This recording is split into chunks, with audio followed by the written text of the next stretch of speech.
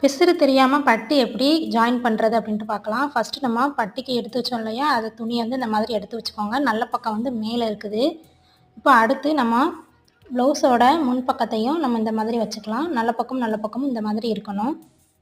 இப்போ இந்த பீஸை அப்படியே இந்த மாதிரி போட்டுக்கணும்.